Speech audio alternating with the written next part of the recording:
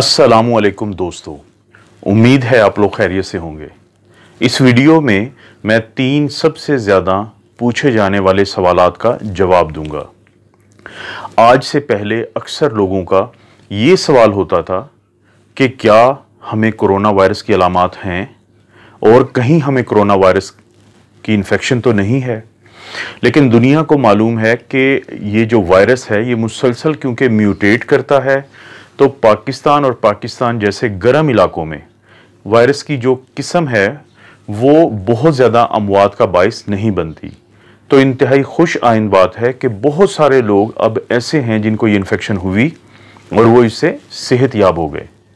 तो अब अक्सर लोग मुझे या तो व्हाट्सएप पे या खुद हॉस्पिटल के अंदर वो लोग हैं जिनको इस बीमारी से निजात मिल चुकी है, और इन सब का एक सवाल होता है कि क्या ये हमें इन्फेक्शन दोबारा हो सकती है। तो अब तक की तहकीक के मुताबिक इसका जवाब नफ़ी में है। इसका जवाब ये है कि जब ये एक दफ़ा इन्फेक्शन से आप सेहतयाब हो जाते हैं तो आपको ये दोबारा इन्फेक्शन नहीं होती। ये जो वायरस है इसको हम कहते हैं SARS-CoV-2। इससे पहले जो ऐसी ही एक इन्फेक्शन आई थी जिसको आप कह सकते हैं कि इस वायरस का वो कज़न था या उसका करीब तरीन रिलेशन था उससे, उसका नाम था SARS-CoV-1। जब वो वायरस ख़त्म हुआ तो उसके बाद से या वो सारे मरीज़ जो इस वायरस जिसको मैं SARS-CoV-1 कह रहा हूँ उससे रिकवर हुए तो दोबारा उनको कभी इन्फेक्शन नहीं हुई। वो वायरस ज़्यादा ख़तरनाक था, हर 100 में से 10 लोगों को वो मारता था, जबकि ये वायरस हर 100 में से 3, 4 या 5 लोगों को मारता है।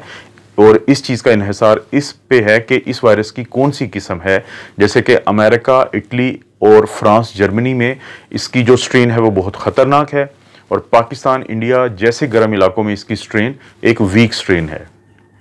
लेकिन वो SARS-CoV-1 भी एक दिन अचानक ही गायब हो गया, क्योंकि उसमें एक जेनेटिक म्यूटेशन या जीनियाती ऐसी तब्दीली आई कि उसके बाद अचानक वो वायरस गायब हो गया।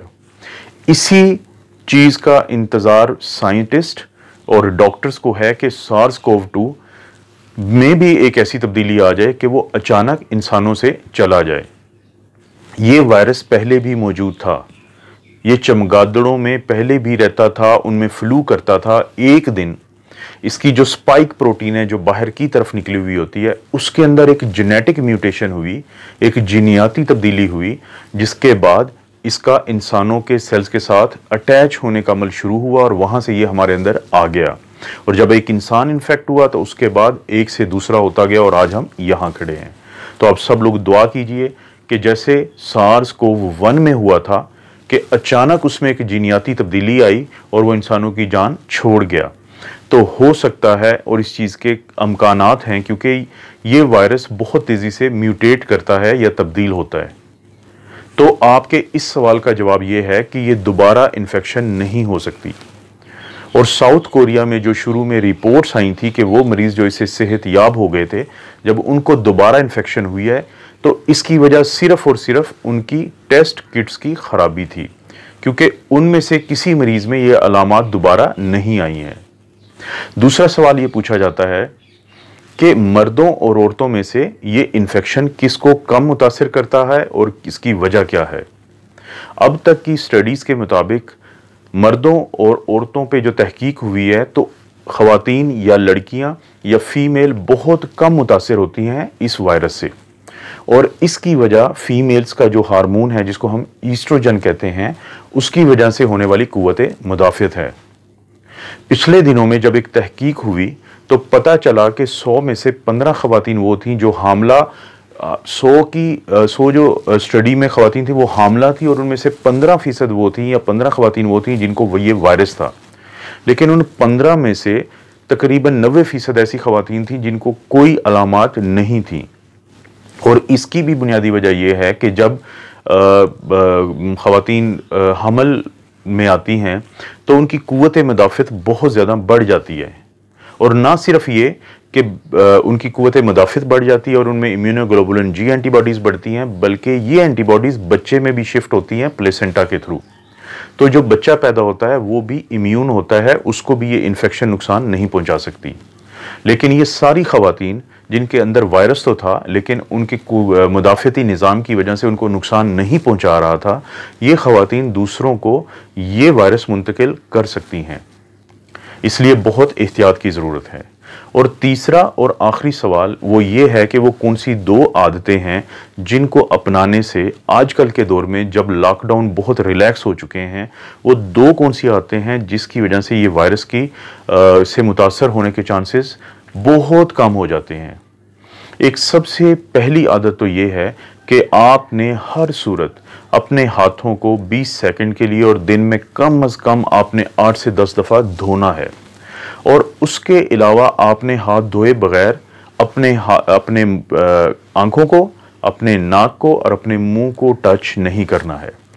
इसका धोने का तरीका यह है कि आप पानी और साबुन से, उसके बाद आपने हाथों पे हर तरफ साबुन लगानी है, आपने उंगलियों की पोरों को एक दूसरे में रगड़ना है, आपने अंगूठे को एक दूसरे के साथ मसाज करना है और हाथों के ऊपर और नीचे दोनों हाथों को अच्छे तरीके से रगड़ना है और आखिर में अपने नेल्स को इसके साथ आपने रब करना है और उसके बाद आपने पानी से हाथ धो लेने हैं।